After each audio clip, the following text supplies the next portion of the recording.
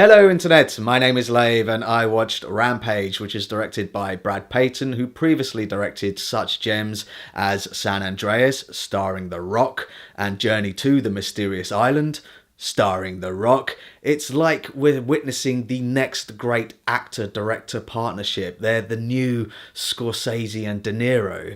If you can't tell, I'm being sarcastic. Their latest stars The Rock as a primatologist who's best friends with an albino ape called George, who he saved from poachers.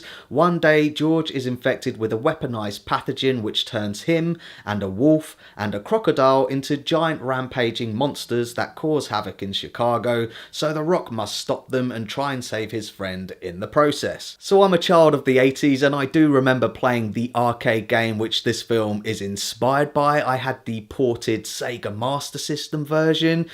Decent game for its time, but I never remember playing it and thinking, this is gonna make a great movie someday. So I knew it was gonna be dumb. The question I had going in was it gonna be dumb fun?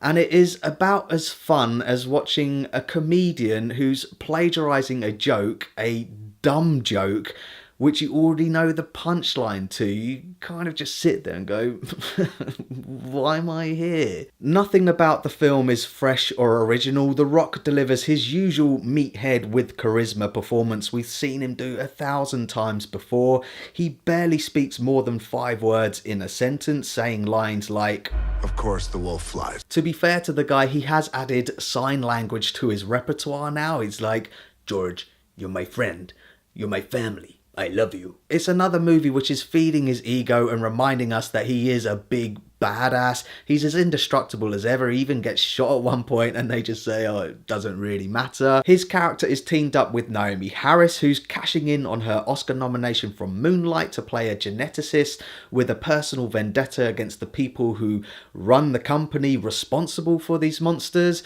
They're like a reversed version of Lex Luthor and Miss Tessmacher from the original Superman movie. Malin Akerman is playing this Lex Luthor type character who's in it to make billions of money. This guy is playing her dopey brother who's like the equivalent to Miss Tessmacher or Otisburg. I don't think it's a coincidence that one of the first exchanges of dialogue between these two characters is one of them accusing the other one of overacting.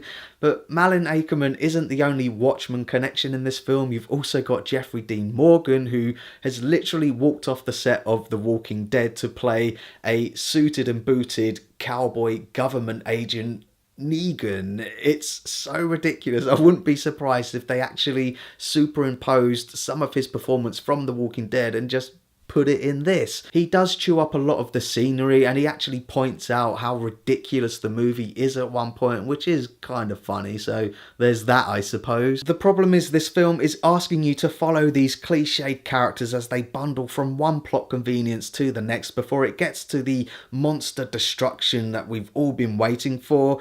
And it does get there and is all rendered very well, but yet again, it's nothing you haven't seen already. There's something very lazy about it. This film is Hollywood at its most clinical. You can literally see the studio executives who've got the license rights to these characters sitting there thinking, how can we make this work? Oh, well, let's put The Rock in it and spend a load of money on the visual effects. And they think that's going to turn into box office gold, and the sad thing is it probably is. But for me, the monster movie market is oversaturated. It was only 2 or 3 weeks ago that I reviewed Pacific Rim Uprising, which is basically the same movie.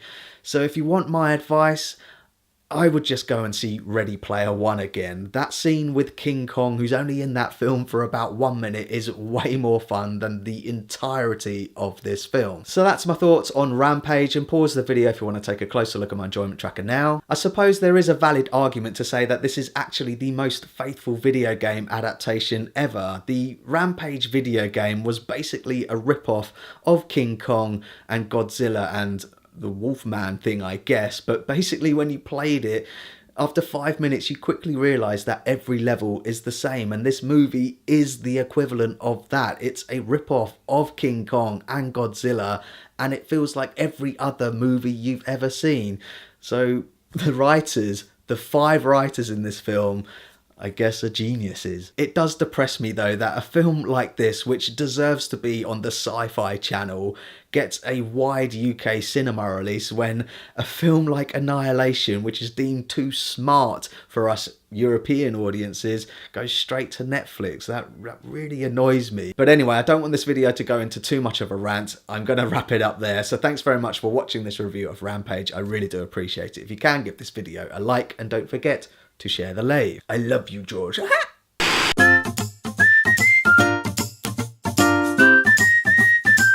Subscribe.